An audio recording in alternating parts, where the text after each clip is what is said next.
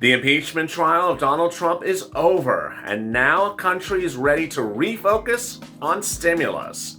As the rest of the country comes out of a major snowstorm and a serious series of pileups of trucks across the country. Elsewhere, the refocus continues for us and for others, but the White House overnight talked about gun control. On Friday, talked about climate change. And on Thursday, talked about infrastructure.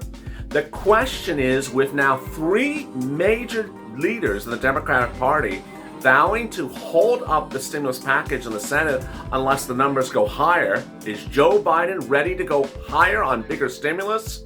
This could be the big moment to get your bigger stimulus that you were promised for. $2,000 plus $1,400, EIDL of $10,000, not $5,000, big hazard pay. I have all the incredible breaking news that's all great news on a big 6:30 edition of Early Mornings LALATE.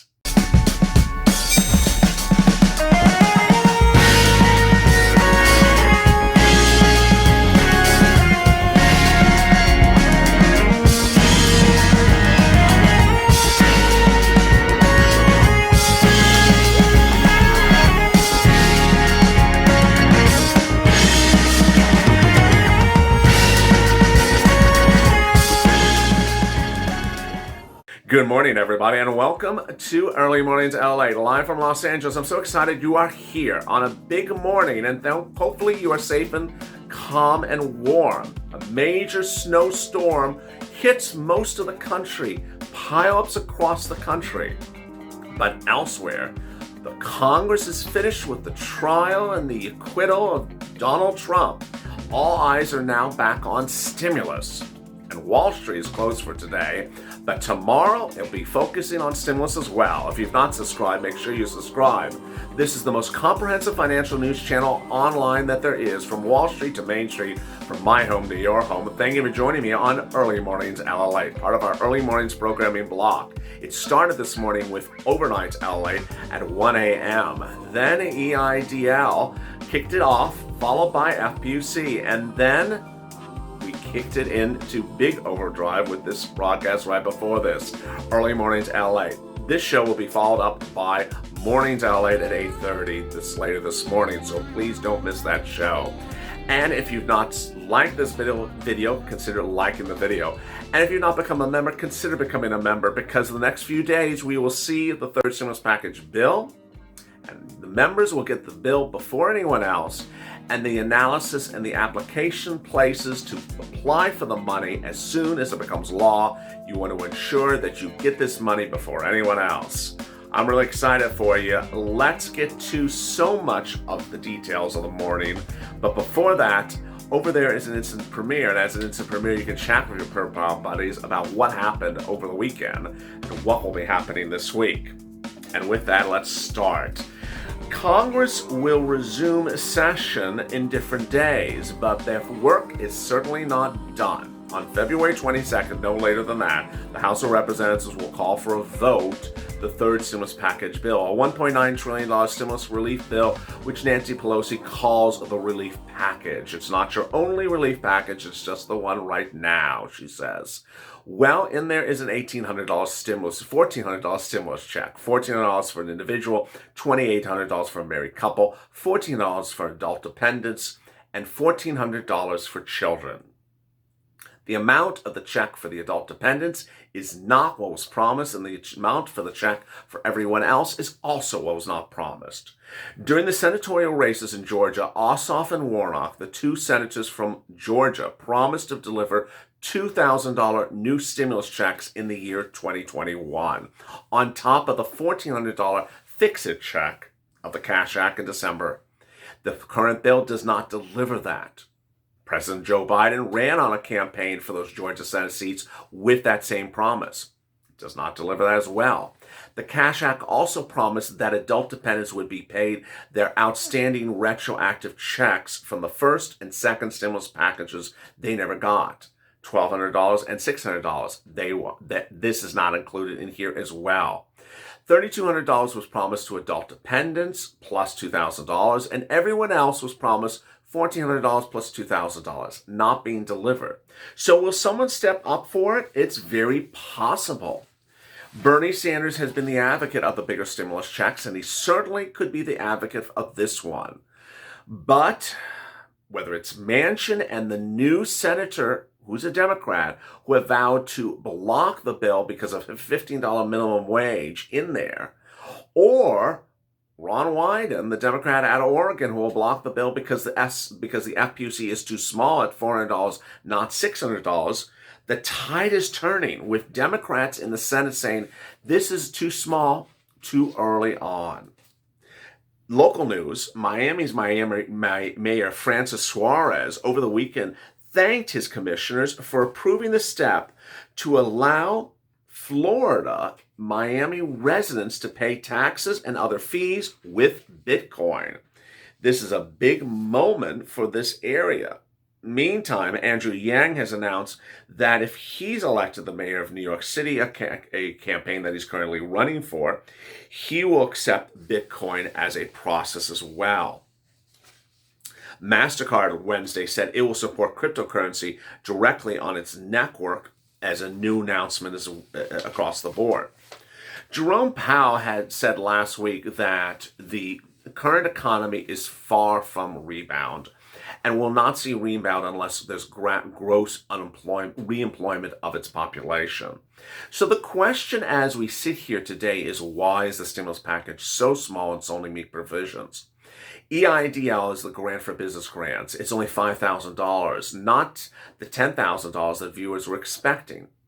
President Biden said during his primetime speech over 3 or 4 weeks ago that the third stimulus package would deliver a massive grant to put people and businesses back together. $5,000 certainly doesn't do that. And he also said that the business grants of the third stimulus package would be equally dispersed. They're not equally dispersed. Businesses that are restaurants or anything in the food industry that delivers food, like a tow truck or a tow service operation, will get a $5 million grant, while the rest of business will only get a $5,000 grant. Meantime, no one can certainly find at the moment the massive loan the president had promised for people who want to go start a new business. The tax credits of the third stimulus package make no sense and are confusing viewers, but are also confusing those who understand it because they're contradictory to the other provisions. There are 3 tax credits in the third stimulus package, but they're being applied differently based upon the age of the recipient. Fair? Some viewers say it's not. The earned income tax credit is for people who worked as an essential worker during the pandemic, single people, and made less than $25,000, and $1,500 would be theirs. When do they get it? Next year. But in the case of the child tax credit, children of parents would get $3,600 if they're 5 years to 1 year of age. And when did they get that? Starting the month of July, $300 a month. Why are they being paid out in different times based upon the ages? Not particularly clear. Also not particularly clear is, why is the president's administration endorsing a policy to reopen in-person schools in a way that is inconsistent with his prior messaging? His prior messaging was science. The message from the CDC head over the weekend was you can reopen schools with 5 factors in mind. None of the 5 factors took into account whether the teachers are vaccinated. Gavin Newsom, the governor of California, last week said, I'm not doing that. Everybody has to be vaccinated. Otherwise, there is no in-person instruction in the state of California. That's it. And teachers across the country and medical officials appeared on broadcast news and said, this doesn't make sense. When you go back to the stimulus package items of $1,400 and $2,800, when you're looking for the $2,000 on top of it, it's not there. That doesn't make sense. The FPUC doesn't make sense as well. The president had promised $600 a week during the campaign of FPUC from July retro to the end of the pandemic. Then in the last few weeks, they have promised $400 a week from January to September. Now the current bill has FPUC from March to August. None of the provisions of the FPUC currently make any sense. One, why is it $400 a week? There's no one calling for $400 a week. The wage replacement number that makes sense, according to economists, is $600 a week. Number 2, There's no reason to exclude FPUC. There's no reason the federal government can't afford to pay FPUC. In fact, FPUC was guaranteed, promised to by the president and Nancy Pelosi through all of 2020. Number three, why is FPUC suddenly phasing out in August? The economy is not rebounding in August. Jerome Powell said it's not, and certainly his own Treasury Secretary Janet Yellen said last week it's not. 40% of jobless workers in January were long-term unemployed, the Bureau of Statistics reported. That's a horrible number. How bad is it? The record is 46% set in the Great Recession. The report continues to signal that the stimulus and the chances of reconciliation is a kind of front and center of the discussion. The concern is that you need more stimulus right away. The positive view has more hours worked, people working longer than you had jobs. But those were really poor numbers, said analysts, in referring to the January job creations report. What were those numbers? In January, only 6,000 jobs were created in the United States. 6,000 jobs total. It was not a good number. And last week we learned that the unemployment number got worse, approaching nearly 800,000 people newly unemployed and a continuing 21 million people. The president said this comment on Friday. We saw the jobs report. Only 6,000 private sector jobs were created. At this rate, it's going to take 10 years before we have full employment. That's not a hyperbole. I appreciate you coming, but people are really hurting. We're going to have to do this with some sort of support. The question is, what is in the stimulus package that's going to put people back to full employment? The bill has a $3,600 tax credit, and the purpose of that tax credit for children is to raise the families out of poverty.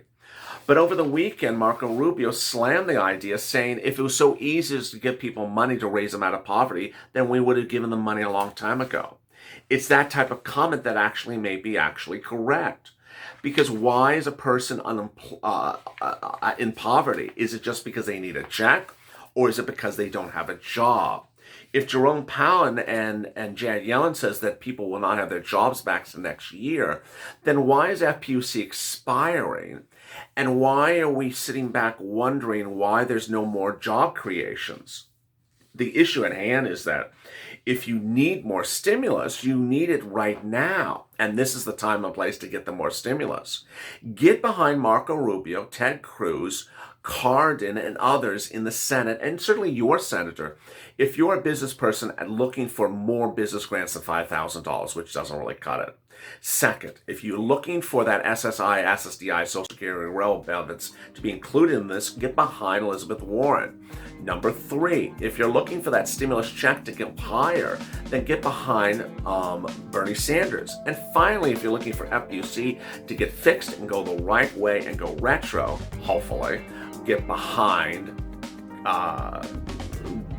get behind the Oregon Democrat as well. If you have questions or comments in today's video, drop them in comments below.